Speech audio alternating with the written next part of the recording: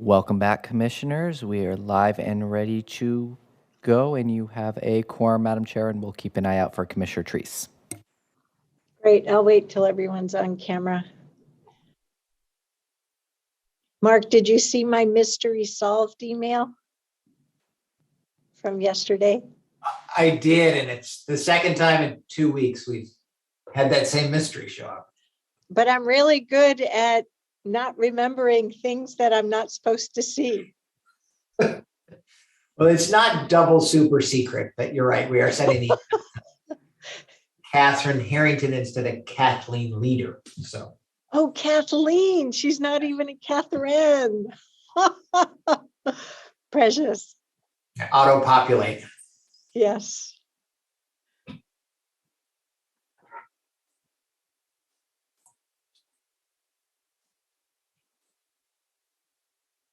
Well, once we have confirmation that we have a quorum, then we'll get going. Is daylight savings time on or off? Off, right? Yeah. Oh, there's Commissioner Treese. We hereby have a quorum. Great. So let's get going then with the discussion of the new bylaws for the West Slope Community Library Advisory Board. Take it away, Ms. Tattersall. And we have Kristen Thorpe here as well, perhaps. Good afternoon, Chair and Commissioners. Unfortunately, Kristen, we're a little short-staffed at the library today, so she's on desk. But she's here in spirit.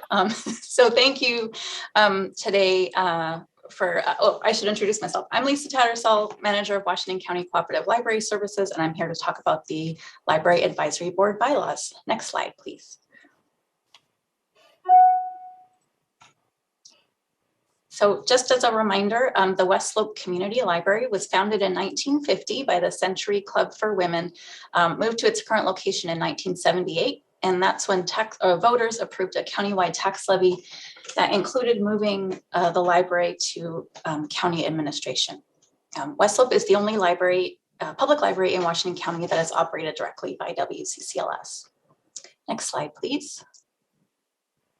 The West Slope Community Library Advisory Board is appointed by the Board of Commissioners. The purpose of their board is to represent the interests and needs of the community to leadership and to represent and advocate for the library in the community. We couldn't find any formal bylaws for this group. We did a lot of searching, but we weren't aware of any. So we're not sure if this is the first set or not, but they hadn't been operating with formal bylaws. And so the advisory board did a great job of working with staff to draft bylaws for your review. Next slide, please. So like I said, the advisory board was super diligent. They researched other library advisory board bylaws in the metro area and in Oregon. They reviewed Oregon state law on library advisory boards. Our county council has reviewed the bylaws, and after we made sure we got their buy-off, then the library advisory board voted unanimously to move these forward to you all today as the Board of Commissioners. The bylaws establish the basic functioning of the board, including responsibilities of the board, membership qualifications, frequency of meetings, officer duties, voting, and then a regular review of bylaws in the future. Next slide, please. I thought it would be good just to call out a few highlights from the bylaws, things that we cover. And this is the responsibilities of the advisory board. So that's always really important to have role clarity for groups. And so the responsibility for the board is to consult on programs and services the library should provide to address the needs and interests of the community, advise, review, and provide feedback on draft library policies. We wanted to note that any actual policies that need to be reviewed by county council or the Board of Commissioners, that happens as well. So this group would adopt things after they get approved by Washington County. To promote the library to the general public, fostering knowledge and support of the library's role in the community, encouraging cooperative activities with other organizations, reviewing the proposed annual budget and mid-year budget projections, and consulting on the implementation of budgeted projects, recommending annual goals based on the library's mission, and assist in developing strategic plans for the library, and reviewing how the strategic plan implementation is going on a regular basis. Next slide, please. And then membership and meetings, we have 5 members with 4-year terms. Up to 1 member can be a student member, which is really great. Members must be active registered users of the library, and they must reside in Washington County. The board officers we have are chair and vice chair. The secretary is the library director who is able to delegate those duties to staff. They won't meet less than 5 times a year, but they may meet more than 5 times a year, basically every other month. And all of their meetings are held in accordance with public meeting law in Oregon. Next slide, please. So I think the bylaws were attached with the agenda item. So our question for you today is, does the board support these draft bylaws? We're here to hear any feedback. We do have an action item scheduled for March 1st, 2022, for the board to adopt the bylaws if you all are good with them as they are today. So the West Slope Community Library is in Commissioner Pam Treese's district as well as mine. Commissioner Treese, would you like to kick off our discussion or come at the latter part? Thank you. I'm unmuted. Sorry. Lisa, thank you for taking the leadership and putting these bylaws into place. It's important, and I don't have any questions about them. I'm pleased that you've got the input from the volunteers and from the others. I think this is a good housekeeping piece, and I appreciate the work that you've done there. So, Chair, I'm fine with the way it stands. Great. Commissioner Fine, Commissioner Rogers, any questions or good to go? Okay, I'm good to go too. So thank you very much, Lisa. Thank you so much. Quick shout out to Julie Solomon and Aaron Sullivan, who did a ton of work on these 2 advisory board members. They did a fantastic job. So thank you to them. Yes, their research and their diligence and discipline show. So thank you, thank you. Thank you. Terrific. And to our county council office as well. So, all righty. Well, then we'll move on to a Clean Water Services item to appoint the Clean Water Services Budget Committee members. Welcome to Kathleen Leader. I am the proud recipient every now and then of autofill, each of us having a first name that begins with the letter K. So I am in good company, I would like to say. So welcome to you, Kathy Leader, our Chief Financial Officer for Clean Water Services, and Mark Jockers, the Chief of Staff to CEO of Clean Water Services, Diane Taniguchi. Take it away. Thank you. Thank you, Chair and members of Clean Water Services Board. We are here today in anticipation of bringing appointments to our Budget Committee to the board for your action on February 22nd. Our Budget Committee is comprised of 5 board members, the 5 of you, together with 5 members of Clean Water Services Advisory Commission. Our Advisory Commission annually nominates members to serve on the Budget Committee. Those nominations are brought to the board for your appointment. We have 3 members of the commission who are seeking appointment to the Budget Committee into 3-year staggered terms. They're actually fitting terms that are open already, so not all of them are exactly 3 years long.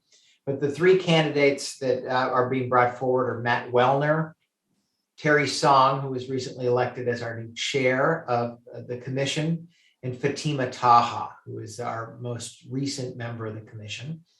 We've taken the opportunity to assign terms to those people. We assigned a term to Ms. Taha that matches her term on the commission, assigned the next longest term to Terry Song as he's the chair, and then assigned this shorter term to Matt Wellner. We fully anticipate if they stay on the commission, if we don't wear them out this year, that they'll want to serve on the Budget Committee again. So we're hopeful that Mr. Wellner will serve again next year if chosen. And with that, I'm happy to answer any questions the board may have, or Kathy can answer any questions related to the Budget Committee.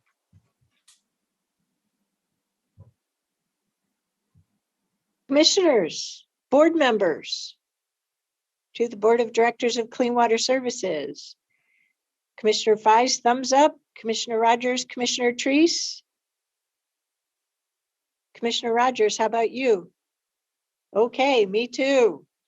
Yay. Thank you very much. I just have to wonder, moving ahead, there have been 3 years now where Tony Weller has been the chair of the Clean Water Services Budget Committee. And I wonder how many times I will call on Mr. Wellner and slip and say, Mr. Weller. So I better give Matt a heads up about my mistake, my propensity for mistakes on names in advance. So I know we have an all-day budget committee coming up on Friday, May 6th, and we're looking forward to receiving the proposed budget on about 2 weeks in advance of that. So terrific. Well, thank you very much. We'll look forward to the formal adoption of those coming up as you mentioned. Thank you very much. Thank you. Thank you. Well, I know we had a time certain of 1:30 for our next topic. So I'll just check and see.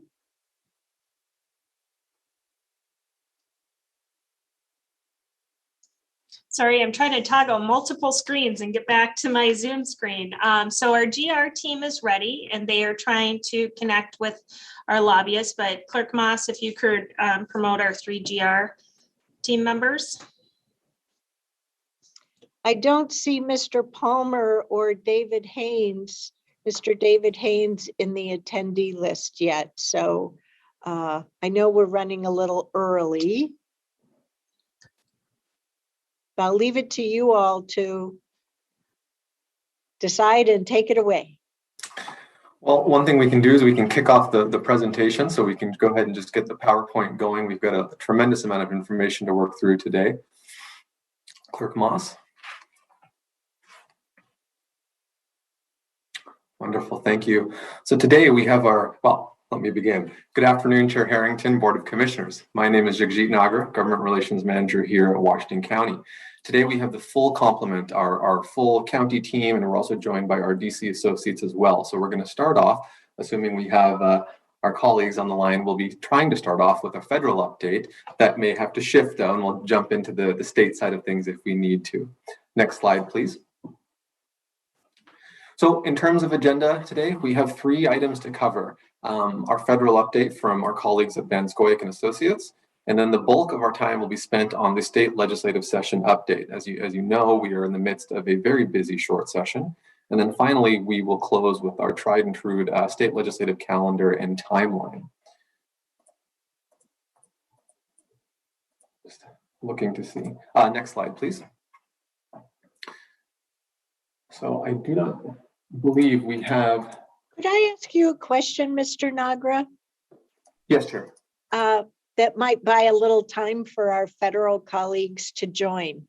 Sure. We have had a unique experience these last 6 months of this board, along with some other area board of commissioners, appointing, I believe we're up to 6 different state legislative positions for various House district seats and Senate district seats that include portions of Washington County.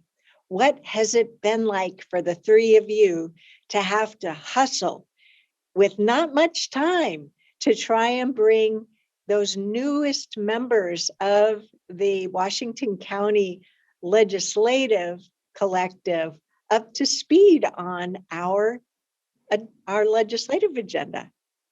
Well, I'm fortunate. I'm fortunate to be surrounded by 2 colleagues who are masters, what I believe, masters of their craft, and are very skillful in the art of both diplomacy and relationship development. The word itself lives in our title, relations, right? And so we are stewards of those relationships and manifesting those relationships to turn into positive results for our community, for our board members, for everyone who touches and concerns the county. So this turnover or this reshuffling of the deck or this musical chairs, right? This is, I think, part and parcel of the landscape that we navigate consistently. A lot of the folks who have come in have been known quantities in other spaces, right? And so they're not complete strangers to this space. So many of us with our networks and our relationships usually have some bit of a connection point to those individuals. Now, that's not the case with everyone that we've appointed, but our job is to get them up to speed and comfortable as soon as we can. I think these newly appointed folks are also drinking a bit from the fire hose. We want to be sensitive to that. But it almost just gels with what a short session is. It's very hard to do really many months of work in a 35-day session. So adding on these new relationships, well, it's kind of just like adding a little bit more fuel to the fire, right? And I applaud my colleagues because we have done a very good job thus far of establishing those relationships. I believe either Paige or Aaron just spoke to Mr. Sosa yesterday, one of our recent appointments. He's very excited to collaborate with Washington County. So the work is being done and in earnest. So it's truly fantastic. I'm not sure if that's bought us enough time here. Oh, it looks like it has. We've got, I think, David Haynes with us. And I'm usually the one that likes to speed things up, right? So I've had quite a unique day today and am trying to buy some time in a useful manner. Well, I appreciate it. So we can move to the next slide. And I believe we do have David Haynes with us, and I will turn it over. And Steve Palmer.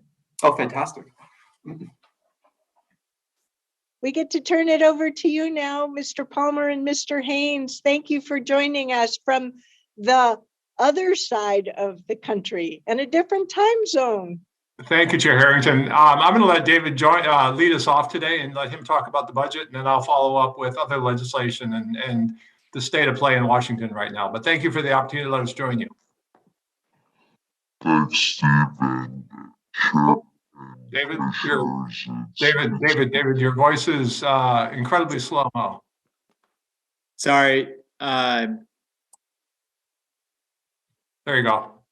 That fixed it. It was incredibly deep and slow. It was quite the experience. You have a second career in animation films. I think you should do it again. I apologize. Can you hear me better now?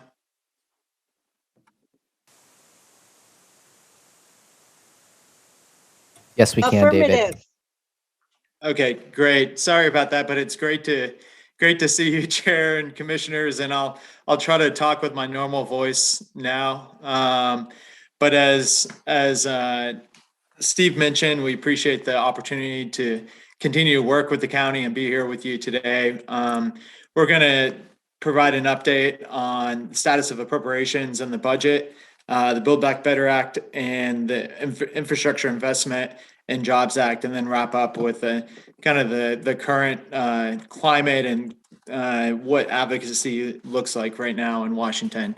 Let me first start with an update on appropriations and the budget. Fiscal year 2022 appropriations continue, and the negotiations continue as the federal government is currently funded under a continuing resolution through February 18th.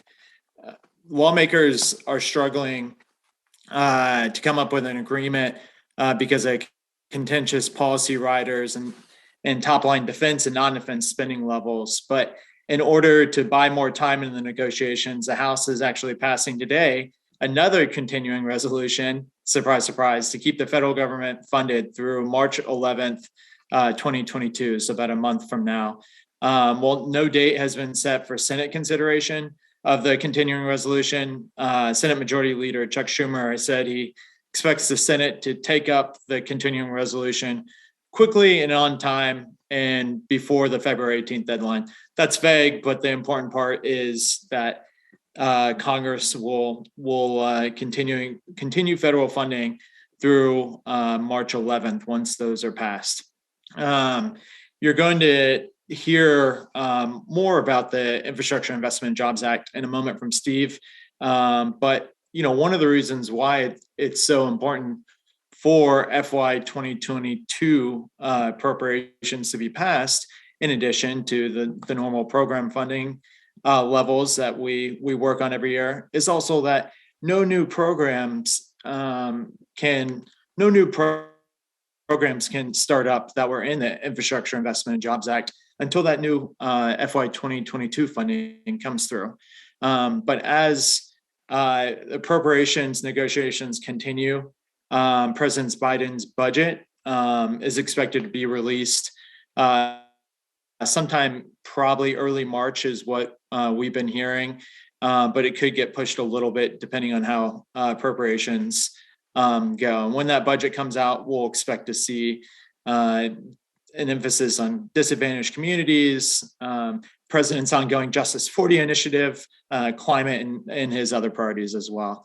As you expect, Congress will shift their focus soon from FY 2022, and the hope for Congress is to shift the focus from FY 2022 to FY 2023. I know it's complicated to think about 2023 as 2022 is still going on, but it's important to start thinking about 2023 priorities as well as what the appropriations could look like, because earmarks are expected to be in play again next fiscal year. Democratic leadership will have the goal to complete the appropriations by Labor Day, and at least by the midterm elections. And we expect them to look a lot like this year, with an emphasis on transportation and economic development. In fact, we saw in the House about 60% of requests were made in those areas, but there'll also be opportunities to make earmarks in areas such as everything from health, community health, to public safety, to pre-disaster mitigation, and other areas as well. And so while the ongoing appropriations continue, and there is lots of progress that still needs to be made, there is progress being made, which is a positive thing. And with that said, I will turn it over to Steve. Thank you, David. And I know you have a lot on your agenda today, particularly from the state side. So I'll be very brief and just kind of touch on a couple of different bills that David didn't talk about besides appropriations. The Build Back Better Act, which we spent a lot of time talking to you and during the various earlier board meetings, as well as with staff on a weekly basis, seems to be dead for now. There is the opportunity that it will come back, but Senator Joe Manchin, who seems to be the deal maker in this Congress, has said he's not negotiating on the current bill, and it's dead as far as he's concerned. So it may come back in some form or fashion, but for now, we're going to set it aside and try to address some of the things that are really happening in Congress this year. One of the bills that has become law is the infrastructure bill. You'll hear it called different names: the bipartisan infrastructure law bill. You'll hear we always try to put down the Infrastructure Investment and Jobs Act, only because that's what the Congress called it.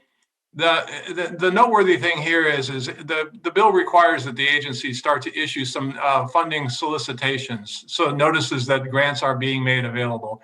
And that's been happening at the Department of Transportation, Department of Energy, Corps of Engineers, a number of different places where these grants are being pushed out the door. Grant opportunities are being pushed out the door as quickly as possible as they can. They are, in some cases, as David said, not able to start those grant programs and award those grants until Congress passes a full year appropriations. Just the way Congress and the federal government operates, when there's a continuing resolution, there are no new starts when it comes to any agency and any program. But there is a lot of money that's coming out. Now, the county probably won't apply for a raise grant, we understand, because you were fortunate enough to get the $12.2 million grant last year or earlier this year. But that is a solicitation that's out on the street right now. There are more coming out. There are going to be a number of different transit grant opportunities, and as well as the freight and infrastructure infra grant program will be coming out very, very soon. So we're going to continue to work with the staff on this and make sure that the county has all the information as these grant solicitations come out, and make you aware so we can then build support for those grant submissions as well. we wanted to kind of just touch briefly on what is the mood is like in Washington right now. Not so much the mood. The mood is pretty toxic still. But in terms of COVID, what are the House and the Senate and the federal agencies and departments doing in terms of in-person visits? Well, we're still dealing with we're operating under the situation where the House particularly is working remotely. I just talked to a congressman from Northern California who said that everything is virtual as far as he's aware. And that probably for the foreseeable future is not likely to change. Now, in the next 2 to 3 weeks, everything could change as we're seeing all of the positivity rates go down and everything with it. But if you had to take a snapshot today and knowing that the NACO conference is coming up very, very soon, everything seems to be done by the House remotely. Federal agencies are going on, each department is operating on their own basis and timeline. They seem to be working remotely still. I tend to talk to the Department of Transportation pretty much every day, and they're all working from home. They'll take meetings, but they are working from home. And that's probably the key thing is if as commissioners, you come to Washington in this kind of environment right now, some of the agencies are taking meetings and we're able to set up those meetings, but just not in the agency offices. And the same in the Senate too. They are working in person, but a lot of the staff are working from home. So it makes it a very challenging environment to say, you should all come to Washington. We'd love to host you and do the usual round of meetings. I don't think we're there yet. It's the short answer. So hopefully in the next several weeks, doctors keep saying, that it's going to get down to that point where things will open up. But as of right now, we're just not there.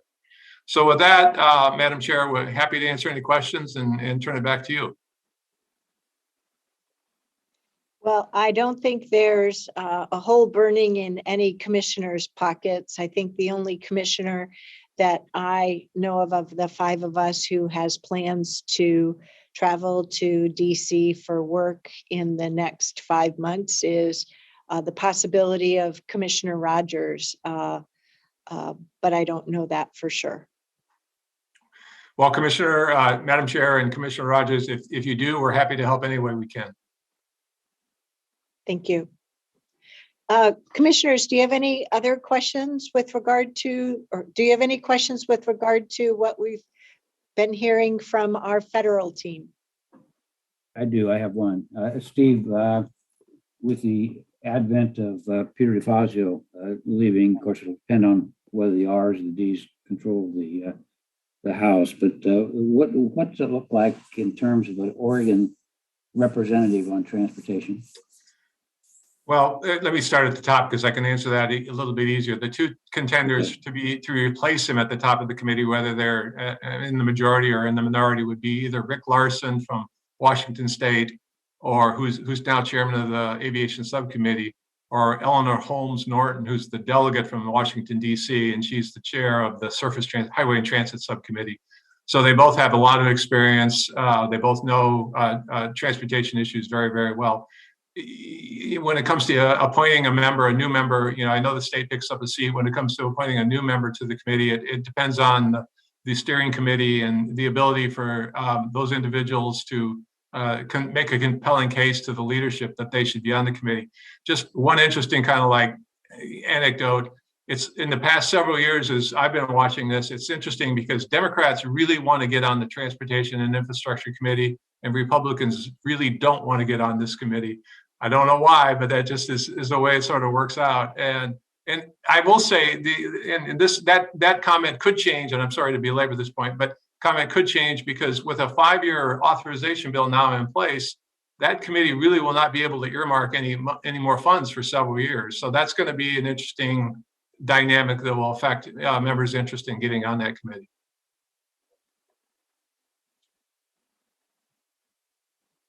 Okay, one last sweep. Seeing none, thank you very much. And Mr. Palmer and Mr. Haynes, please stay healthy. Thank you, Chair. You too, and members of the board. Thank you. Thank you for joining us. So we'll turn it back over to Jagjeet, Paige, and Aaron. Thank you, Madam Chair. If we can move to the next slide, please. And now we'll begin the bulk of our conversation with the state legislative short session update, and Paige Spence will be kicking us off. I'll turn it over to her. Thank you, Jri. And if Kevin, if we could go ahead and advance to the next slide, please. Thank you so much. Good afternoon, Chair Harrington and Board of Commissioners. For the record, I am Paige Spence, one of your government relations managers.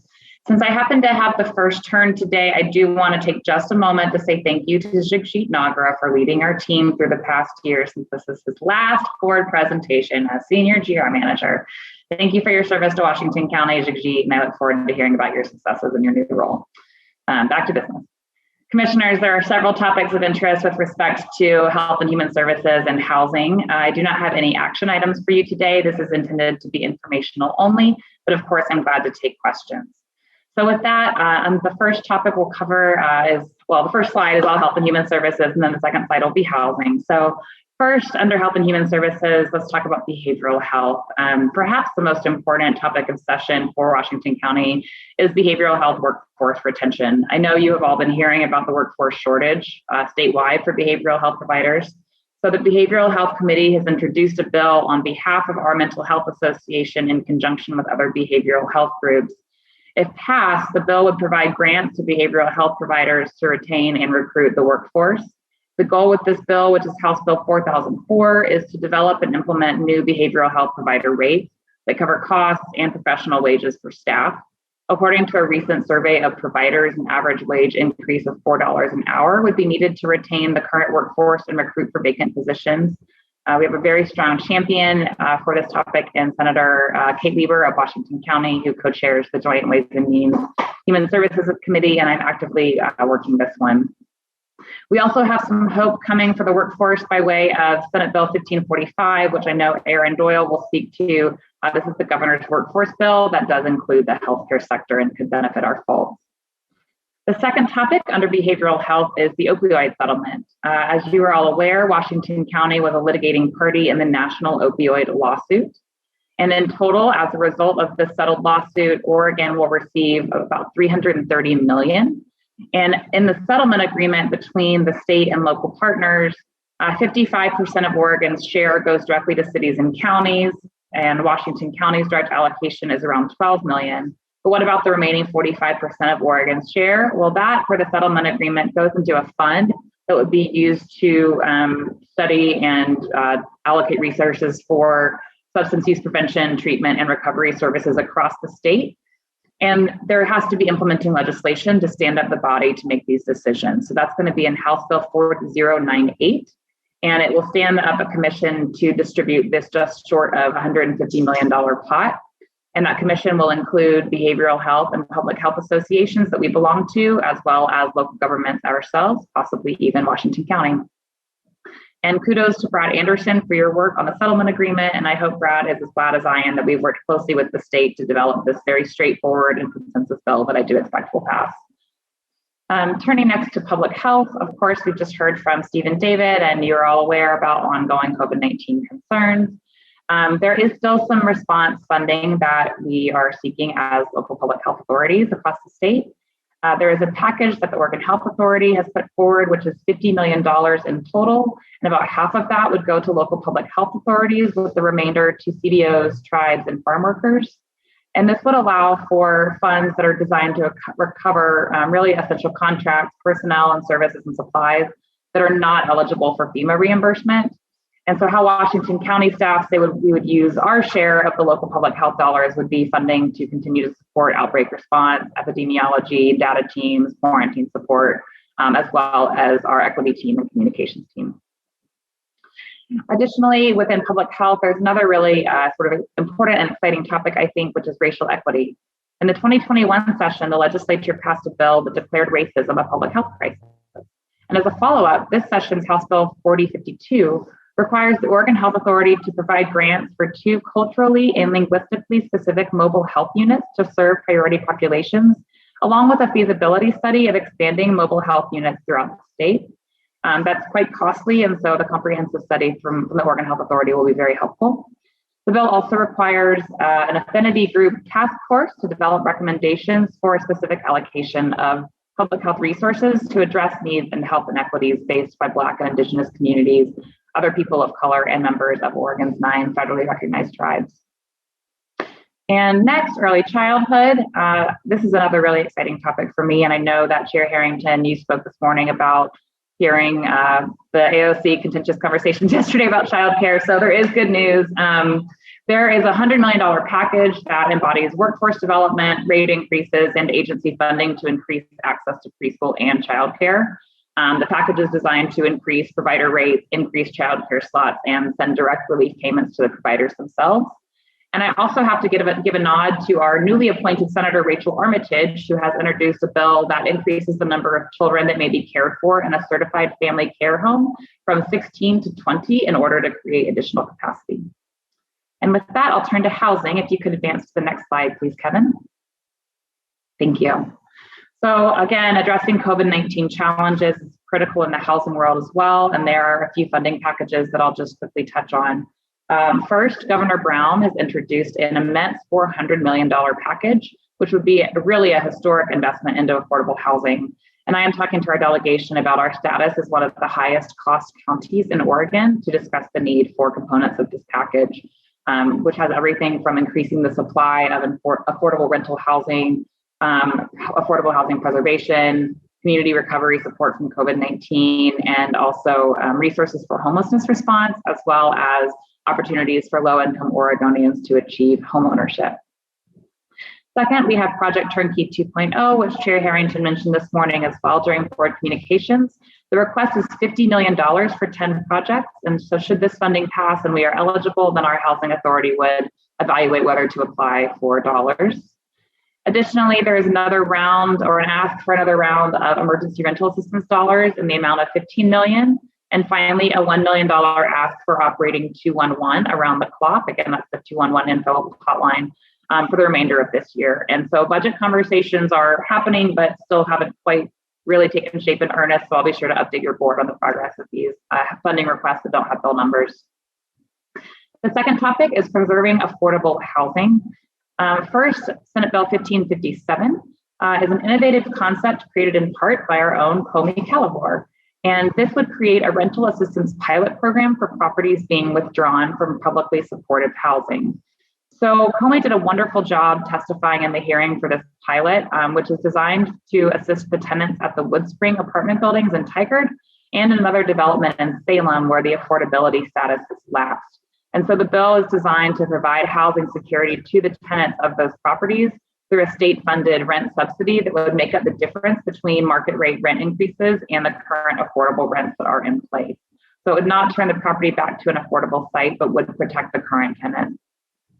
And if the pilot is successful, then there's a possibility to expand the model in a future session. And then additionally, there's a House bill to create a preservation tax credit, which would encourage affordable housing supply by creating a financial incentive for owners of these expiring affordable properties to sell their buildings to public housing authorities or nonprofits that will maintain the unit's eligibility.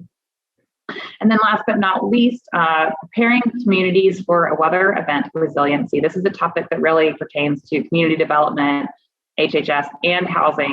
And it's been a really popular concept. So I wanted to share it with your board, especially popular in response to last summer's heat waves and heat dome.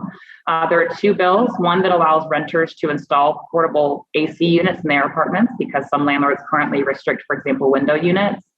And then House Bill 4058 is a companion bill that allocates dollars to the Oregon Health Authority to give out air conditioner deployment to residents who are most at risk in these heat events, and then another chunk of dollars for heat pump incentives. So these monies would allow local community organizations to develop programs prioritizing these low-income folks and environmental justice communities. Yes, Chair Harrington. I'm sorry, I didn't mean to interrupt your flow. I just want to make sure on that topic that I know through Rebecca Miller and other aspects of our Health and Human Services Department with the AC air conditioning grant program for veterans and older adults, that we do have a case study of effectiveness. And so I hope that they'll be able to help you put some of those stories together so you can really, should our delegation need some of those stories, we can be at the ready for bringing that to life, because all across our state, I mean, last summer, 3 heat waves, Mother Nature's throwing it at us. Yes, thank you, Chair Harrington. Thank you. And you're absolutely right. And as you mentioned, many of our departments and department staff, this is important to their work in the communities they serve. And I have been chatting with Rebecca, of course, and then as well, Tim Davis, actually with Washington County Community Development, testified in support of House Bill 58 at the hearing. And so with that, we can advance to the next slide, and I will continue to update your board on these topics. Thank you, Paige. So we are shifting gears to one segment of my portfolio, which is public safety. As you can see at the top here, we have our 2 legislative priorities that live within my public safety portfolio. Just as a reminder, we are pursuing funding for our law library, in addition to our juvenile conciliation and mediation services. And I am diligently working on both of those fronts. And kudos to Aaron Doyle, Julie McLeod, Lee Van Duzer, Aaron Calvert for making a beautiful video that is now on YouTube and available and viewable by all to really show how important our law library is. So let's jump over to the bills. Senate Bill 1510. Think back to last session when I kept talking about House Bill 2002. I kept referring to it as the omnibus public safety bill, right? It had everything in it, including the kitchen sink. Well, the remnants of that bill of 2002 from the previous session, the parts of it that did not pass, were then brought back to life in this bill, Senate Bill 1510. What I can tell you is that during the interim between the last session and this session, the work group put a lot of work, and the stakeholders put a lot of work into refining this package, into really making it workable. If you'll remember last session, one of the concerns I had with this bill was that they were taking money from the JRI, the Justice Reinvestment Initiative dollars that we utilize so much in the county. And the concern was that they were taking it right out of the top of that, and that would then diminish our allocation, our ability to provide a lot of great services. So that was concerning. Now in Senate Bill 1510, they've addressed that concern. What they've done is they've made the Jri Equity Program, so Justice Reinvestment Equity Program, and it allows for those funds, and it's taken from the general fund, it's separate from the JRI pot, just to make that clear. That is then delivered to nonprofits and other community-based organizations who have expertise working with their particular communities to help get those dollars out the door. Now, the bill also contains a number of other elements, and from the county's purview, I think this falls in line clearly with something that we can support. I know our sheriff's office and the Sheriff's Association has a little bit of concern about the safety elements. Like there's one particular element of the bill that doesn't allow a police officer or law enforcement to pull somebody over if their tail light is out or their registration light is not out, and there's some concerns with that. So my suggestion, and I'd like to get head nod on this if this is acceptable, is to support the bill, but to continue to work to make sure that all of the elements of it fall in line so that our law enforcement folks can have the tools that they need. So I just want to take a quick pause here and see if that is okay with the board. Okay, we're taking a pause. Oh, I just have a quick question. I guess I'm not particularly concerned about your proposal. I mean, it makes some sense, but does it hamstring police in any way? I mean, if somebody's committing a crime and they're committing a crime, and am I understanding that there would be some different procedures employed? Maybe I misunderstood what you were saying. So I think it limits. I'm not sure if it hamstrings law enforcement. Of course, I think, inquiring minds could argue both sides of that coin. Sure. I think what it does is it really tries to make it clear. Like, for example, another piece of the bill is that if there's an investigation being done or they're searching the vehicle, that they have to make it very clear to that person, right, what their rights are, and they have to get that on the record. And so really what I think we're doing is we're providing procedural safeguards when people have interactions with law enforcement. And, this, is really born out of a lot of the work the BIPOC caucus has been advancing for some time now, right? Because the idea is that there's a disparate impact on communities of color and vulnerable communities in terms of not only their interactions with law enforcement, but the outcomes therein. We even see some of that with our STOP data, right? Our statistically oriented policing data in terms of what that looks like within particular communities of color. So you could certainly argue that yes, it perhaps hamstrings or maybe limits, but I think what it does is it creates clear safeguards for those people who may be interacting.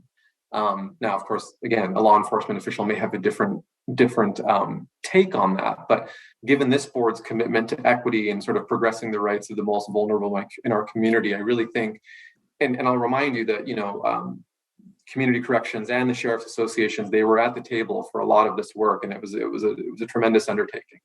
So I hope that answers the question.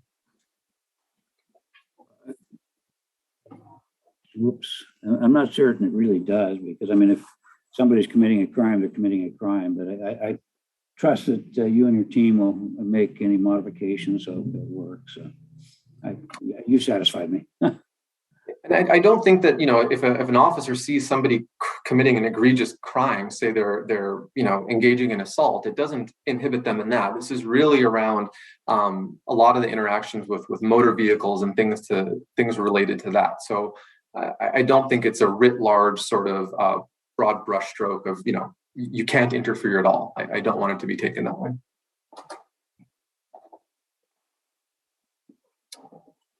I thought the materials that you included, I believe it is in our weekly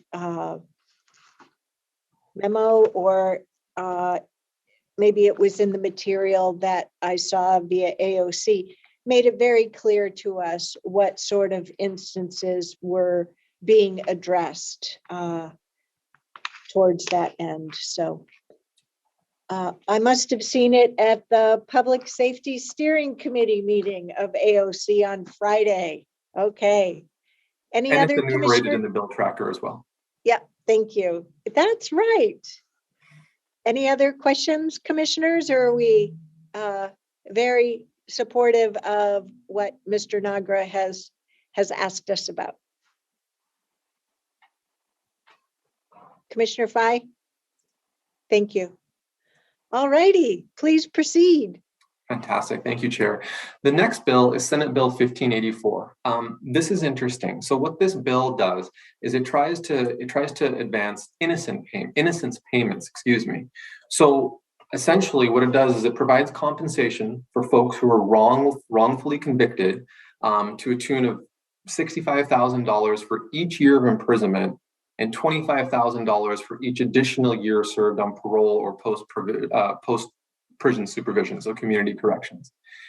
This, I think, if we're talking about substantial justice and equity and fairness, I think there's an argument to be made to support something like this. However, the fiscal concerns here are vast, right? This could be so costly. It could bankrupt a local government. And so my concern with this bill, and my recommendation is that we remain neutral in the bill, we continue to work the bill, and we ensure that the fiscal side of this bill is addressed in addition to the policy being robust and in place and something that we want to support. So again, I will pause and I want to check in with the board if that neutral position and working on the bill is comfortable for all of you.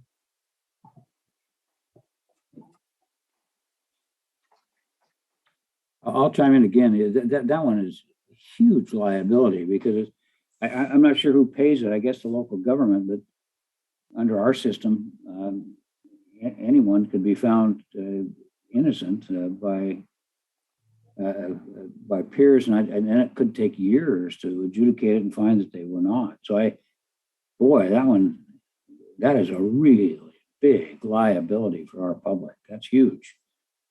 So I encourage you to continue to work at it. I don't know how to feel about that. If somebody's wrongfully convicted, we should pay them. I mean, honestly, but I just don't know what that means. That's an unquantified amount of money.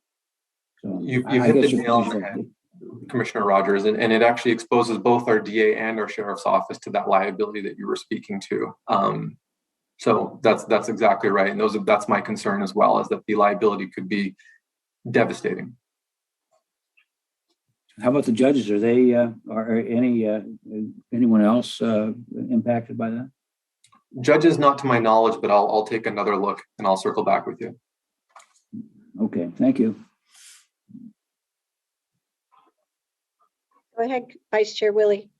Jri, just I know you like to stay neutral on some of these things because there's only so much, I guess, powder influence, whatever you want to call it.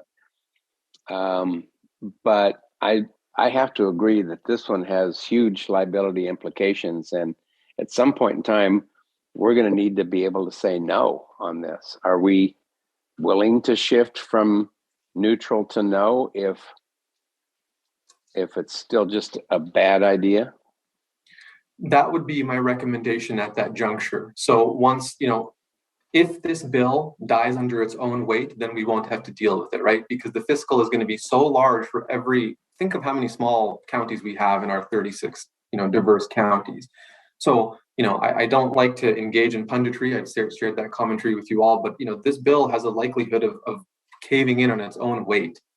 At that point, I think we would have wasted a bit of effort in terms of that strong opposition, but continuing to work the bill. And then if the sponsors say, no, you're going to bear the brunt of these costs and this liability, yes, then I would strongly urge the Board of Commissioners to move to a strong oppose.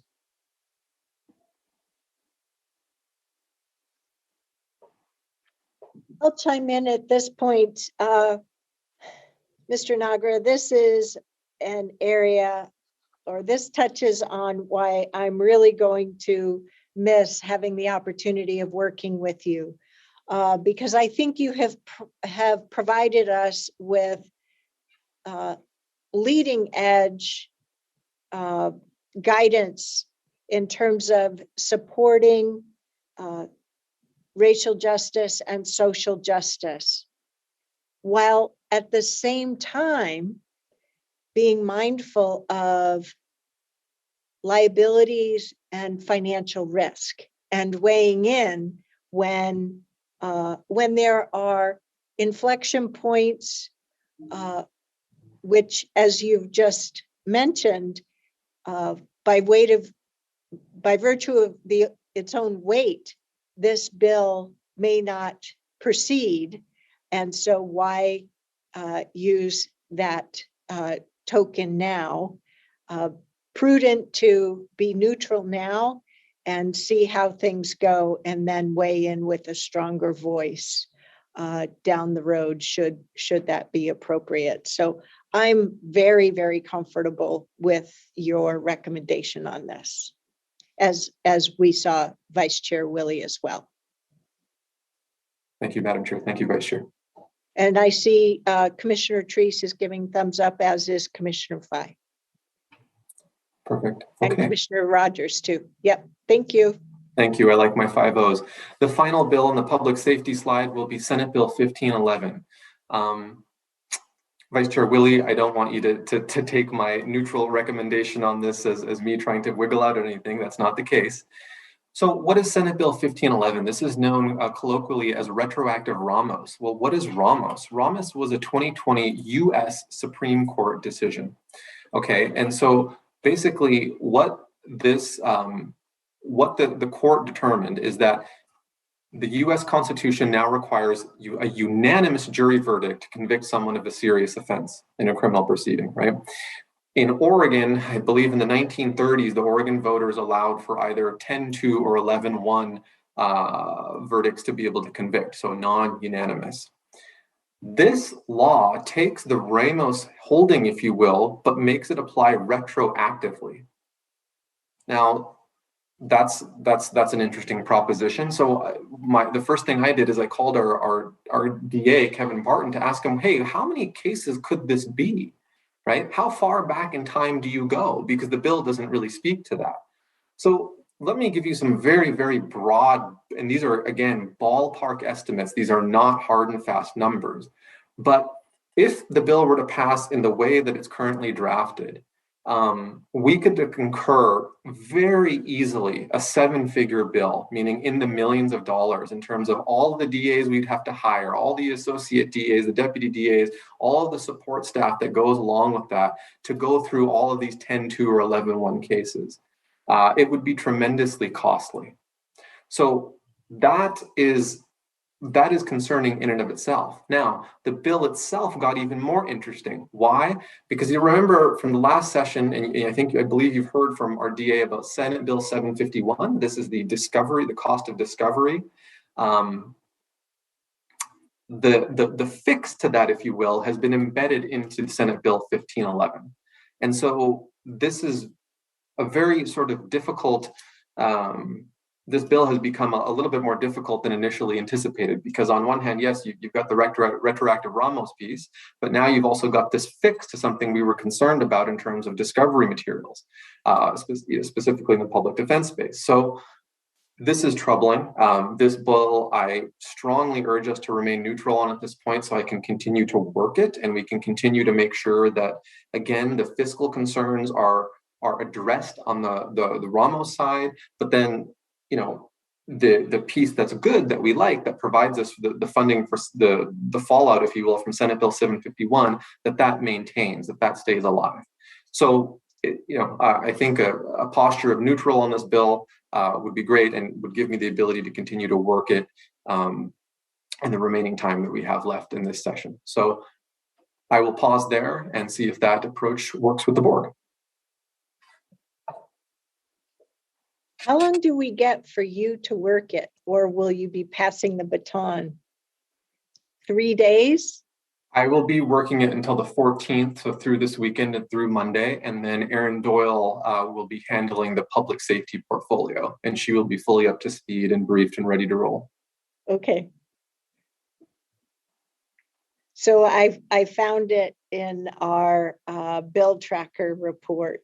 So your recommendation today is direction for remaining neutral, and Erin will keep us apprised.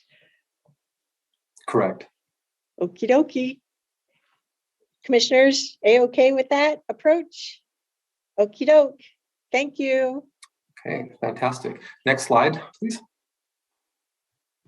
So switching gears here to general government, one bill that I want to flag for you is House Bill 4140.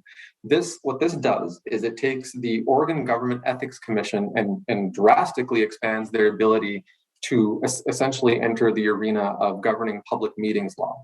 It would allow the OJEC, the Oregon Government Ethics Commission, essentially to police local government in this capacity. This bill, I did a little bit of history digging on it, and really this bill was written in response to what happened in Newburgh with the school and some of the racial elements that occurred there. But what I'll say is that we do have a process in place currently. Folks can file complaints against violations of public meetings laws through the court. And this would allow folks to then be able to do it through OJEC. OJEC would then have ability to do investigations and other enforcement authorities, including imposing personal liability on board members. And so while I think transparency is significant, is a very important thing, I'm not sure if this approach is really going to serve that end. I do think we need to see what the fiscal will be on the bill, because as far as I can tell, it's going to be very, very costly to create this really a new agency with an OJEC to do this work. And also, if we already have the possibility of remedy in a course of action for folks to take, I'm not really sure if this is the best tool for that. So my recommendation on this bill is that we oppose the bill as written and continue to work the bill. That's my suggestion. And I don't want that to be heard as trying to limit transparency. It's just that this is not really, I think, a viable vehicle for reaching that end goal. So I will pause there, and I think Commissioner Treese has her hand up. That's great. Go ahead, Commissioner Treese. Thank you, Judge Eade. And Paige, I think, were you at the AOC meeting, the legislative meeting yesterday? So this issue came up and was talked about quite a bit. And one of the fears that several commissioners had, as you described, Judge Eade, was if AOC took a position in opposition to this, the optics were not good in relationship to transparency. And I think that I'm most concerned that we take a position on the bill as written, And you've made that pretty clear, but I want to make sure that all of us are on the same page in relationship to this, because it's taking a small problem with a big club, right? I mean, that's that's the issue. But nonetheless, I think we owe it to the public to maintain our transparency value. 100% right. Thank you for fleshing that out, Commissioner. Yes, oppose as written, where we support the policy of promoting transparency and accessibility for our constituency, but at the same time in a balanced and meaningful way that isn't sort of a broad brushstroke approach, if you will. That's exactly right. And I would like to also comment, the point was made yesterday. I think I'll ask Commissioner Treese and Ms. Spence to make sure I represent this correctly, but I think I got it right, that there is the possibility of this bill changing so that the kind of trainings that were discussed would be required only of commissioners who start in their first term. And frankly, I think that's not good enough. Technology has changed. We have these video applications that we didn't start using until 2020, and we're all still learning. There are some meetings where they're recorded, some not. There is some recording of the chat. There's others that are not. So I think that if the bill does get improved, that it is worth having every elected official go through the training, certainly metered out in terms of ramping up time, but no one should be excluded because all the tools of the trade have changed. Mm-hmm. And we need a better baseline. So that's just my 2 cents. Having seen bills like this in the past and seeing what they end up turning into, I think this bill will likely be defanged, if you will, considerably. And I think it'll end up looking quite a bit different, assuming it ultimately passes.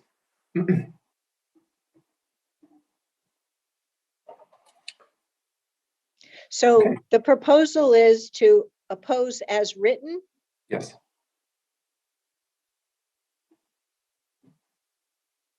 I saw Commissioner 5. Yep. Okay. You got a 5 approval. Perfect.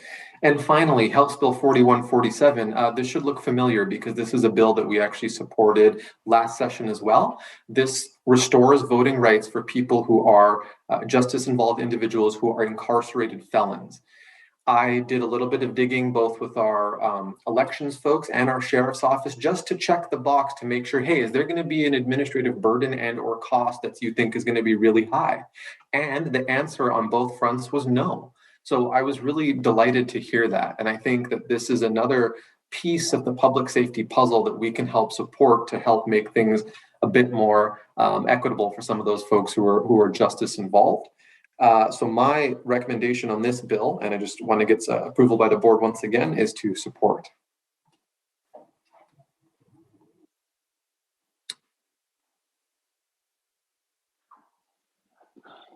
Can I? Vice Chair Willie, go ahead.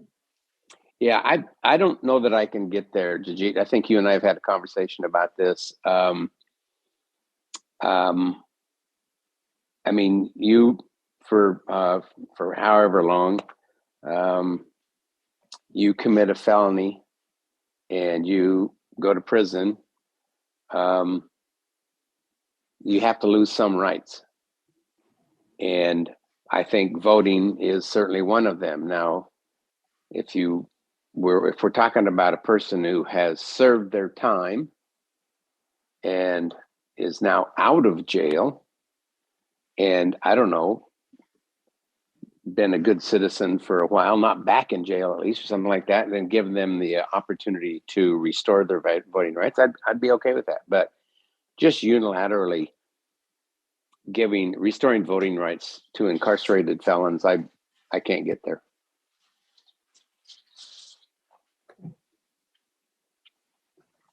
Duly noted. Thank you. So I believe we had 4 that, okay, Yes. thank you. And with that, I will turn it over to Erin Doyle and we can shift to the next slide. Thank you so much. Good afternoon, board. Erin Doyle here to talk through a bill that kind of doesn't sit in anyone's particular portfolio, and then through the economic development, land use, transportation, and clean water services portfolios. But before I do that, as you mentioned, Chair Harrington, filling the shoes of Jri on public safety alone is one of the more daunting things I'm facing this session, and I'm working on gain share. So that should tell you the breadth and depth of his relationships and his skills, his analysis are going to be sorely missed by us in the GR team, but I think across the county, and the respect that he has garnered within the state legislature and continue to have with our federal delegation is just, it's going to be sorely missed. I'm very excited for him. I am very sad for the rest of us. We will miss him, and we will do our best to take the tools he gives us and run with him through the end of session, and do him and you proud. With that, I'm going to talk about a bill, Senate Bill 1543, which has been called the Universal Representation Bill. This is being brought to your board not because we necessarily have a direct stake. We do have a stake in the outcomes of immigration proceedings, but the Latino Network had approached the GR team to seek the board's approval for becoming a part of the coalition in support of this legislation during the short session. This is the reason why we should care is that the impact of this bill will be felt by community members who have families that can become divided if immigration processes aren't allowed to be balanced by having legal representation on both sides. Oftentimes in immigration proceedings, there is never a guaranteed right to counsel. But immigration matters are heavily lean in process and legal argumentation. And so it is difficult for folks to understand what is happening without the ability to access legal aid type services. So this bill would provide a state fund to some nonprofits, including the Oregon State Bar Association Designated Legal Assist, to provide some sort of legal check-in at a minimum, if not full-on legal representation for folks facing immigration proceedings. And why this impacts the counties is that when someone faces the potential for deportation, you often see a loss of income and a family split in half, where some folks are allowed to stay here in the United States and others are sent to their country of origin. And that means they end up leaning in more heavily on the programs that we provide as a county to provide those backstops of social services to ensure that those families can continue to succeed when they see a massive loss in income. From a more economic perspective, it also has an impact on our employers, because not only are their employees going through the process of facing an immigration proceeding while trying to continue to work their jobs, therefore losing time that the employer has them here for, that disruption alone, but then the loss of the workforce that can come with folks who didn't understand the process that they were in, not being able to have the legal help that they needed in order to stay, means that our employers have to replace those folks. And when we're already looking at workforce shortages and how to train up folks to do the jobs that are necessary in our county, I think it's really important for us to consider those perspectives and not just, is this a service we would be required to provide? So I'm here to ask the board if you would be comfortable with us joining the coalition of folks in support of this ask of state funds to provide these services to folks in immigration proceedings. So I'm looking for that thumbs up from the board to see if we can proceed. So I'll pause there, answer questions. Commissioner Rogers. Well, I support the idea. I really don't think the voting public does. I just think that this is a great issue for the ballot box. So I'm not there. Personally, I would be there, but I just think this is a broad expenditure of public funds without understanding how voters in this state feel about that. So that's where I would be. Okay, well, I joined my other colleagues, so you've got thumbs up on this one as well. Thank you, Board. Thank you, Board. I appreciate the consideration. And I will let our partners know. And then I'll move on to the next slide where I jam-packed a bunch of bills in and didn't cover everything, but there's a lot going on in a short session, and it's been, 7 days, 8 days, I don't even know. It's been a month in those days. So first, I just wanted to provide the board an update on the gain share extension efforts that are underway. First, I'd like to say thank you to Commissioner Treese for doing an excellent job yesterday in the Senate Finance and Revenue Committee, making a compelling case for why now and what this means for Washington County. There were a couple of folks who testified in opposition after a number of folks testified in support to our amendment. And their biggest statement was the state should keep all of the state's revenue and they shouldn't share back to the local government, which is kind of counter to what gain share is really supposed to be. And then the other question that was asked is why now? And I think that Commissioner Treese's testimony, as well as the testimony of our other partners, really shed light on why we're seeking this now.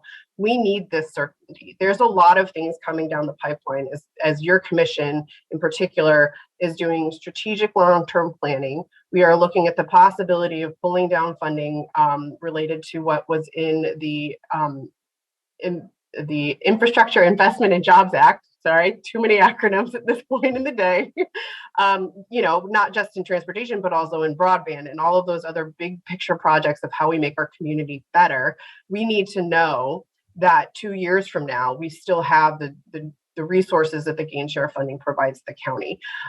So we will be following up with folks from the Senate Finance and Revenue Committee, 3 of whom represent a portion of Washington County, small or large. But then also we are working with the rest of our delegation to ensure that they're informed about the why and what this means for us. And then also starting our advocacy on the House side, because as soon as the bill moves, hopefully with the -1 amendment, we're going to have to do all of this over again, and we don't have a whole lot of time left. Our hope is that the bill will move out of committee on Monday of next week. That is the first time that Senate Finance and Revenue Committee will meet since they met on Monday. They're doing the revenue forecast is coming out on Wednesday, so they're not meeting to take up other bills at that point in time. So the slide is obviously a little out of date because the expected hearing did occur yesterday, but we're continuing to see support from our delegation and continuing to work with our breadth of partners to try and move the gain share extension forward in this session. The next bill I wanted to touch on was the workforce investment governor's package. Paige briefly alluded to it, Senate Bill 1545. I was listening to part of the hearing this morning as I was listening to about 6 other hearings. So I didn't catch everything, but there is a gut and stuff to what was in the original bill, which is what's reflected here in this slide. They've made some significant but important adjustments based on the needs of the workforce development community, and changing some of the allocations, but also rolling into this bill the Prosperity 1000 that has been a perennial concept where they really go after those that are really relying on public assistance to try and get them trained up while not taking away their benefits so that they become trained to do those jobs that become living wage jobs. So all in all, I would consider we would continue to support this bill as the proposed amendment brings forward. I think it supports our Workforce Development Board, WSI's work very effectively. It really targets this assistance into those needed those populations that face the greatest need, even though the -2 amendment is going to provide a slightly modified definition, but it really hits those communities. The priority populations are listed as communities of color, women, low-income communities, rural and frontier communities, veterans, persons with disabilities, incarcerated and formerly incarcerated individuals, members of the 9 federally recognized Indian tribes, and individuals who disproportionately experience discrimination in employment, on the basis of age. There was a lot of really long words in there. So we will continue to support this bill. We do think the package will move down into Ways and Means shortly. They're just getting the final I's and T's appropriately modified to finalize that amendment. And we will continue to be supportive of that overwhelming package of support to our workforce. It does continue to also prioritize healthcare, manufacturing, and other similar needed jobs where we've heard from our Washington County employers. These are the workforce that they need. And so we think that supports all sectors that, as you heard Matt talk about this morning, it's the people, it's the businesses, and it's not the place, but we're hitting the people and the businesses support. So it fits well within our overall goals as a county and helps our partners. So the next bill I wanted to talk about is a land use and transportation bill, but it's also a clean water services bill that we have been very actively engaging on trying to modify, because as written, it is not effective for either our LUT department or clean water services. So House Bill 4063 is making modifications to a law that was passed in 2019 related to when builders can come in and seek permission to start building residences in subdivisions. And they're making changes to that law that leave some concerns in place for those of us who have to take over infrastructure, but also, for clean water services in particular, that that standards might be set that prevent them from meeting their permit obligations under DEQ set rules and locally enforced standards of the outcomes of what ends up in our stormwater systems. If, for example, there is a standard set where roads don't have to be paved.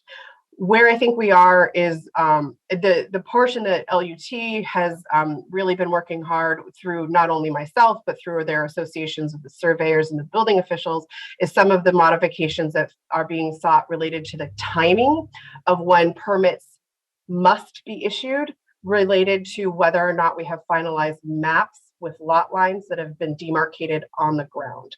And this could get very technical, and I'm not going to go into that because I don't think you need to hear all of that. We are working really hard with our association partners, our other local government partners, to make sure that any changes that get reflected in the substantial completion realm allow us to set the standards that have to be met before we start allowing buildings to go up, foundations to be laid, to make sure that we stay in compliance with all of our permitting and that our infrastructure is not put at risk, which ends up us holding the bag to fix it if the infrastructure comes to us damaged, or fix it if the infrastructure leaves us out of compliance with our permitting requirements. I won't get into further technical. I just want to let you know that we have been spending a lot of work on that bill, and we are trying to get there, but I don't know if that we can in this short session. Finally, I just also am raising for your awareness House Bill 4118. This is a repeat of a bill that was in the 2021 session, where it allows folks to kind of leapfrog from our urban growth boundary into our urban reserves. And if a developer in a city say, we want to develop this property for some workforce housing and the commercial stuff that supports it, we just go straight to that, and you have 2 years to put the infrastructure in place. That goes well outside of any land use process we have ever contemplated in this state. And it also puts our LUT departments and clean water services in a position where they have to drop what they're doing and change the infrastructure that they're working on to support these new developments in areas that aren't intended to be developed for another 20 plus years. We think that bill won't move forward this session, but it is scheduled for a public hearing and a possible work session at the very tail end of when those deadlines are. This is more informational than seeking any sort of position on this. I think this is one where we need to have a conversation about what urban growth boundaries look like and how those move. But that's a long-term interim level of conversation. I see that Commissioner Treese has her hand up. And can you tell me who brought this bill forward? HB 4118. It was brought forward by Representative Zika, who represents the Redmond area. It's through conversations with property owners, but the Property Owners Association, I don't think, was looking to have this bill introduced in this short session, but Representative Zika brought it back because he wants to continue the conversation on urban growth boundary expansions and whether or not the state's process is sufficient. Okay, thank you. Any With- other commissioners? No, go ahead. Thank you, Ms. Doyle. Yep. With that, I am done with my updates to you, and we will continue to provide our updates in the weekly memo and the bill tracker report on every Friday afternoon. And if questions arise, please feel free to ask any of us. And I'll turn it back to Jri. Thank you all. Thank you, Erin. If we can move to the next slide, please. So now I just want to briefly go over our legislative calendar and then our timeline. Next slide, please. So there's 4 dates here I want to point out. One is coming up tomorrow. That's our revenue forecast, the state revenue forecast. As you recall, I provide a summary at the end of this week in your GR weekly memo. So that'll be coming to you on Friday. I'll have that summary ready for you to peruse over the weekend. The 14th is a significant day as well. That's the first chamber deadline. This will be a thinning of the herd, if you will, in terms of what bills will be moving forward. So that'll be an important date for our GR team. It'll help us understand and hopefully put our arms around what the actual universe of bills will be. Another significant date, 10 days out from the 14th and the 24th, is the second chamber deadline. This will be another thinning of the herd, and then we're really going to know which bills are sort of moving forward and will be likely signed by our executive. And then, you know, a day to look forward to, March 7th, that's Constitutional Signing Die, for the state short session. Next slide, please. And so here's our timeline in terms of our communication and our work with your board and letting you know where we'll be updating you. Today, we're giving you our work session update along with our federal folks. As indicated previously, the revenue forecast will be tomorrow. Then our cadence for a short session is that we are in front of you weekly. So we'll be back on the 15th and the 22nd as well. And then in March, we'll be providing another work session update on the 1st. And the 7th will be the signee die, as I indicated, and then we will be coming back to provide a 360 summary of the state short session and hopefully have a number of great things to report on. Next slide, please. And with that, myself and the team are glad to take any questions. So before we do a round of compliments to Jagjeet before he moves on from his role here, leading and being part of our stellar government relations team, 3 and mighty, I will say. Commissioners, what comments or questions do you have on what we've heard today from federal, but especially state legislative work? Anyone? Just give me a thumbs up if you're all set. Vice Chair Willie, how about you? Yeah, I'm sorry. I was looking for an email that I got. I don't know if it was yesterday or something. It had 2 items on it. One was a state sales tax for the $750 card. I came in late, so I apologize if you've already discussed that. But I mean, is that anywhere on the horizon out there? I don't know if that's Jagjeet or Aaron who would ever respond to that, but I mean, I was just surprised to see that. Commissioner, can you provide me just a bit more detail on the bill that you're referencing? Okay, I'll have to pull that up. I was trying to do that while I was waiting to get my turn here, but I don't see it real quickly, so I'll do it. We'll connect, and I can text you after the meeting. Okay, when perfect. you learn Thank more, you. Jagjeet, please let us all know. Absolutely. Thank you. And the second item, Commissioner Willie, I thought you mentioned you had 2 items.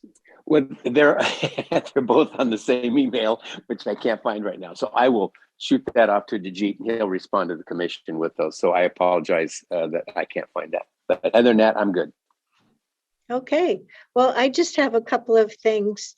You provide us with great information, team. And I am very confident about your past, but also your continued work on the behalf of the 2 agencies, with Tracy on the team as well. And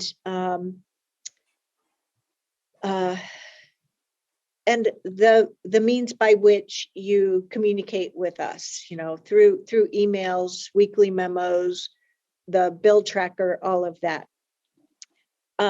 One thing that I found I was struggling a little bit to keep myself organized was in discussions with the multiple new state legislators, plus a new mayor, I needed to point them to our adopted federal agenda and state agenda.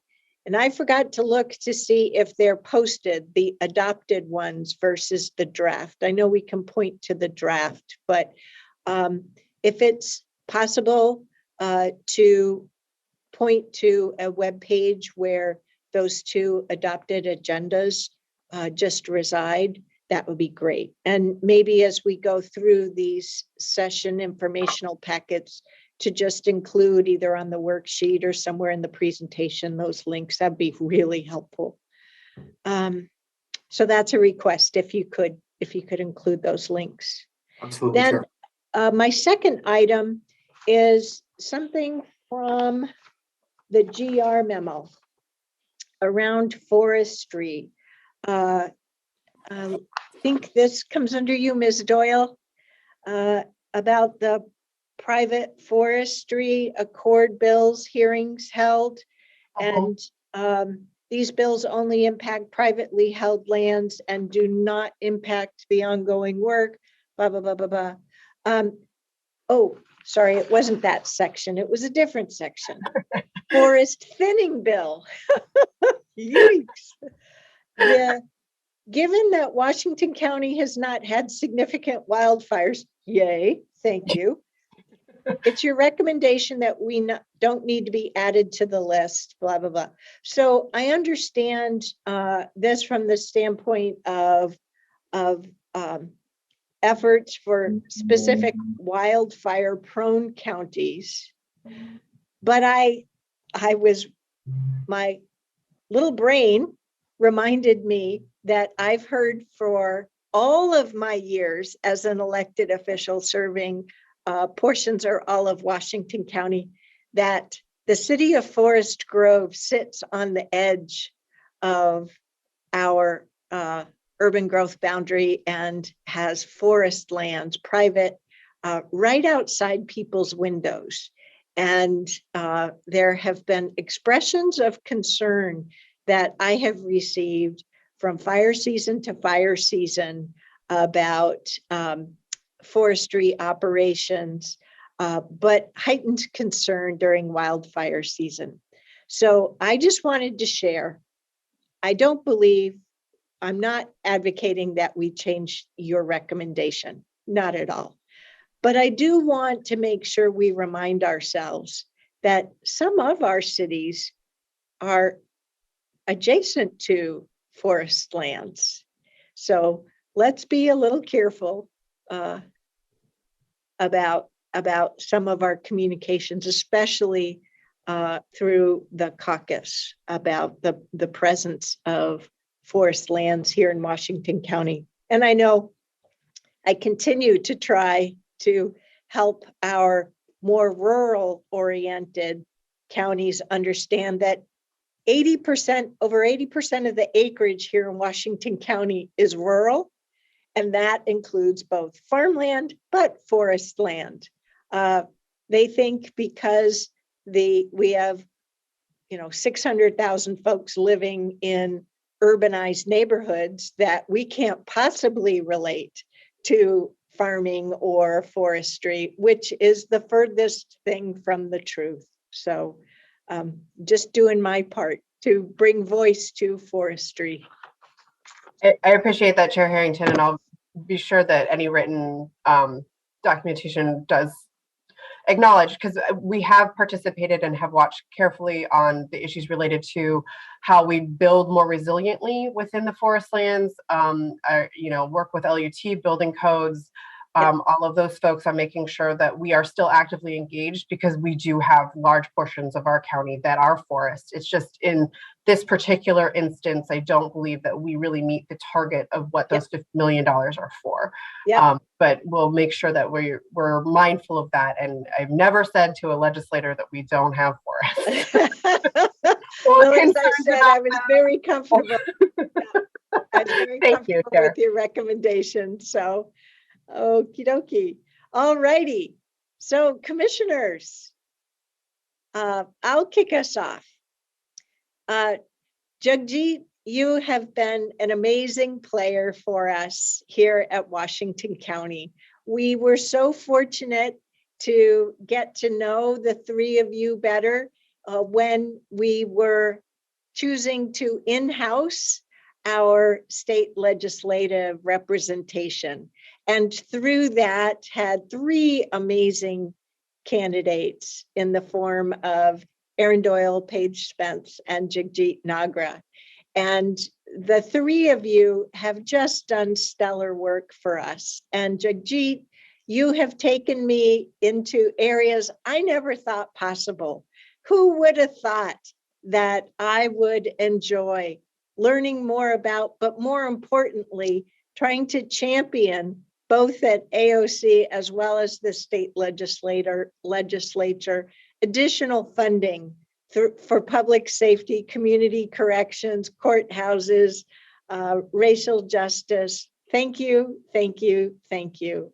It's been a real honor to work with you and to learn from you. And I wish you the best. You have a tremendous opportunity. Lots of us would think you are absolutely crazy if you turn down that opportunity, but nonetheless, you're leaving a big hole. And I wanted to make sure I did my part to share my thanks. You're a native here of Washington County. We know you have deep family roots here. So glad to see those roots still run deep. And I'm just so proud of you. Thank you. Commissioners, other remarks? This is it. This is his last board update at a work session. So I'd like to say, Jagjeet, thank you so much for being here, for the value that you bring to all of us, but also for the friendship that you bring to all of us. And that's greatly appreciated. And I'm not sure if everybody knows that Jagjeet is actually my neighbor. So if you need anything, let me know and I'll make sure that we get to him. But I just couldn't be happier for you and watching your career grow and expand. So thank you for being a part of us, and thank you for continuing to bring your best to our state. Much appreciated. Thank you, Commissioner Treese. Any other comments? Okay, go ahead, Vice Chair Willie. Well, you can't pass up on this. You have to say thank you, Jagjeet, for certainly the couple of years you've given us, certainly transitioned our GR team with the help of certainly Erin and Paige. And yeah, thank you. But that's still, I'm still not happy with you about this. So, but we will certainly miss you. And I know that you and I also have a meeting scheduled here in the next few weeks. So I'll look forward to catching up with you then. So thanks. Thank you, Commissioner. Commissioner Rogers. You and I talked on the phone after you made your decision, and I'll say the same thing publicly I said to you, and that was, I'm really proud of you. I think that it takes a certain amount of courage to move off of a position that you feel very comfortable with, to take a leap into the dark side, as I call it, the private or nonprofit side.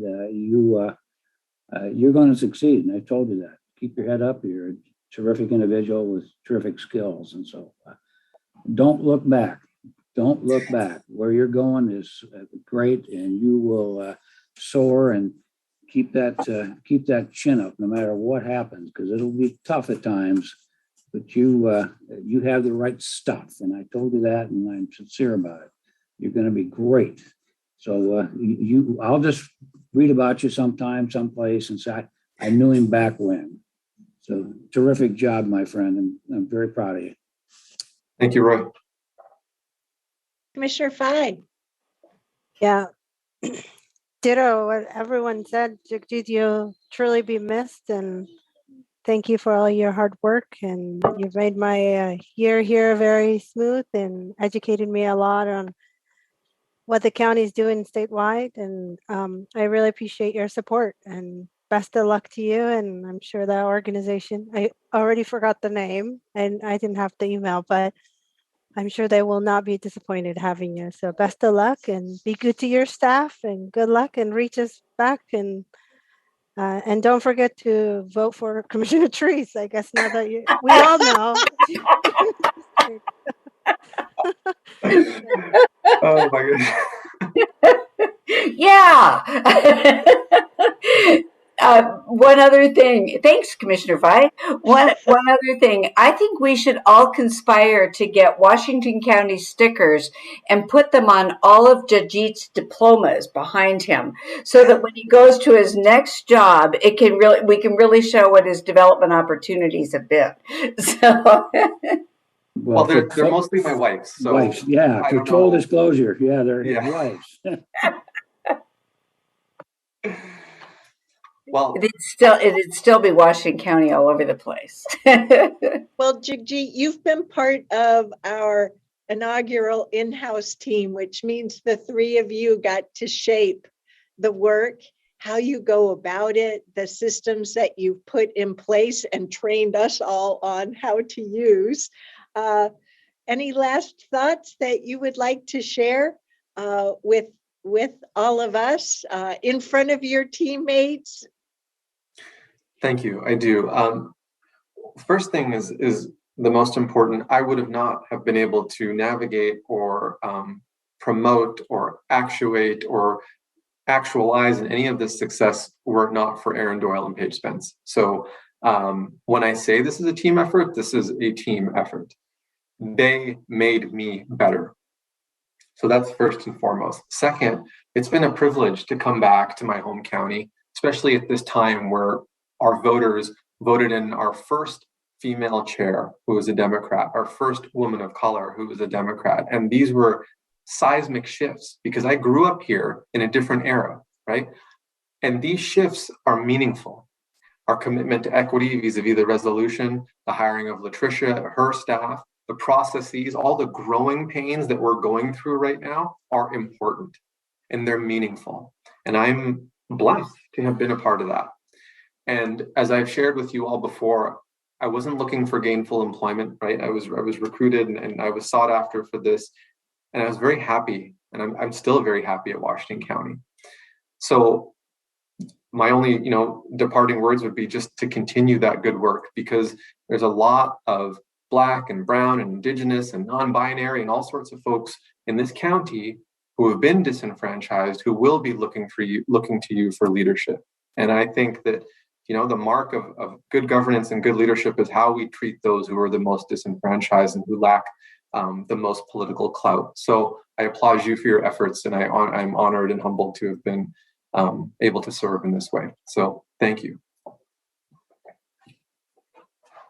Well, just for the record, I'm not the first woman chair. I'm the first this century, but I know at least two came before me in the form of Bonnie Hayes and Linda Peters. So we'll amend that for this century. Yes, for this century. That's good enough. But also lean on the three of you to help us hire a third member for our team. I want to make sure that both of you, Paige and Aaron, know that we are not dumping 3 persons of work on you. And that includes during the short session. So if there needs to be some quick contract work or something, I know Ms. Angie will be all over that, because we want you to stay here at Washington County and want you to be here for the long term too. Believe you me. Maybe to assure the chair, I hope and I believe it to be true that Aaron and Paige both know that. But we are currently, Ms. Tillman is finalizing the posting for the senior GR manager, so we can move on that quickly. And then on the heels, we will be posting for the third member of the team. So Well, there may be some really good folks who would want to join the team, but after the short session, so they can complete their obligations as well. So you probably already have that in your thinking, and I'm just slow to get up to speed on all of that. well, I appreciate you saying it out loud, and I do also want to express just deep appreciation for Jri and his leadership and his steadfast just commitment to the people of Washington County, and sage advice along the way as well. I also want to let the board know that he has offered his support in the hiring process and to be involved because he does bring rich kind of expertise too that I think we can all use as we fill out the team. That's terrific. And I do just want to throw the table a little wide open here, not only for Ms. Angie, but Mr. Jockers for Clean Water Services, Mr. Anderson for County Council, as well as to Paige and Aaron to see if there, and Mr. Haynes too, to see if there are any last comments you would like to share with Jagjeet Nagra as well. And no, don't worry, Jagjeet, we do not have a surprise statement from Senator Merkley on this, your prior employer. So since I'm still off mute, I do just want to I'll express the words just publicly, which I said to Jagjeet when he had called me about his news. I'm not surprised. This is the next path in your career journey, and we all have journeys. And I am so fortunate that you have and you'll continue to be a Washington County friend, and that you want to see success here. And so careers are part of that journey, and I'm glad that we could be part of that path together. Thank you, Tanya. Chair, thank you for the opportunity to say a few things. I have been very fortunate to work with Jagjeet before he was here, when he was in Senator Merkley's office, and he was such a champion for the work that Clean Water Services did, was so responsive and thoughtful, and could really help us work on things together. And then there was an opening at Washington County, and I thought, you know, Jagjeet, that would be a really cool place to work. You should think. So I was thrilled when he decided to pursue the position at Washington County where I could still work with him a bit. And I've just enjoyed getting to know you so well and over the years. And I just wish you the very best. I just have tremendous admiration for you. And on behalf of Clean Water Services, I'd like to thank you for both your service here at Clean Water Services, but I mean here at Washington County, but also with Senator Merkley.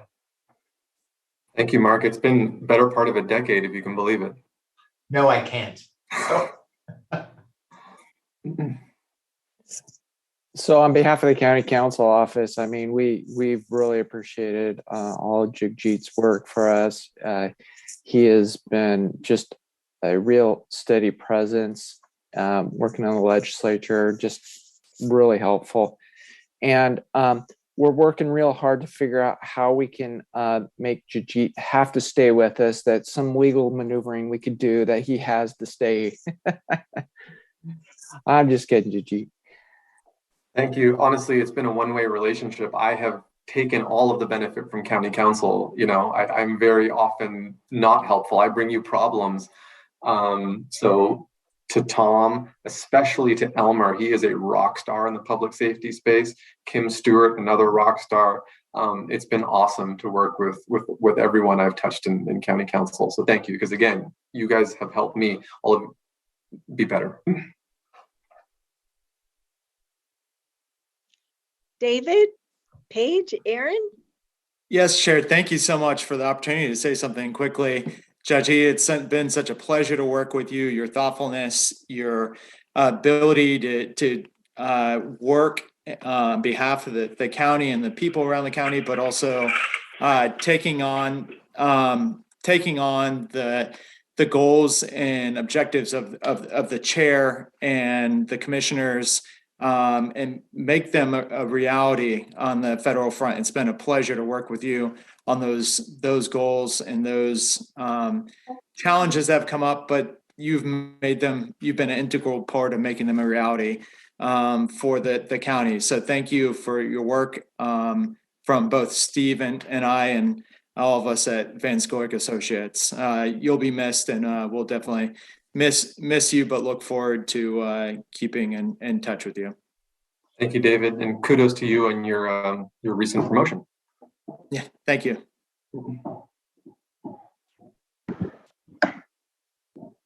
If I may, thank you, Chair Harrington, for providing a moment to give accolades to Jri, which I'm sure you deserve and are not sick of hearing it, I hope. Your managerial experience and expertise, Jri, have really motivated our team and allowed us to set our own goals, meet the goals that the county had, and hopefully exceed expectations for what the Board of Commissioners had on bringing in our first in-house full government relations team. It's been a pleasure, and I hope that we've met goals and for ourselves and achievements that would have sounded outlandish 5 years ago. Your impact on this institution of Washington County government really goes far beyond what can be seen on paper, and obviously your new board that you will be serving for saw that when they hired you. So working alongside you has been profoundly enjoyable, educational, informative. I know your absence will be felt by all of us here at the county for weeks and probably even months to come. And Aaron and I will do our best to serve the board seamlessly during this time of transition. It's been great being your boss and becoming your friend, and I look forward to just being your friend. So see you soon and when we can, and look forward to celebrating, and thanks for all you've done for our team. To use up more of the board's time in this work session that is overly crowded, I will keep this short. Thank you. Profound, deeply felt appreciation, respect, and sense of loss of you moving on. I am really glad I've gotten to know you on a professional level and on a personal level. I know you'll succeed in whatever you do because that's just who you are. And I will miss the opportunities to have those conversations where we guide each other because we have worked as a team, and your leadership to make sure that that's what happens is why we are successful. So thank you. You will be missed. We'll do our best to, we can't fill your shoes, but at least make them walk the path they need to. Thank you. Thank you, Joelle. Thank you again, Jri, for making a stop at Washington County part of your career journey. And just as Commissioner Treese has a necklace on, career journeys have many parts to them. And it's been an honor to have you part of the agency directly. And we look forward to your continued bright career in contributing to this great democracy of ours, including right here in Oregon. Thank you. We know that you will do well in the decades ahead because you always have. So thank you so much. Thank you. And I hope you get a little bit of time between ending here and starting your new job. So at least an hour. Maybe. Yeah, maybe. Well, thanks again for helping us in the recruitment effort. Really appreciate it. Absolutely.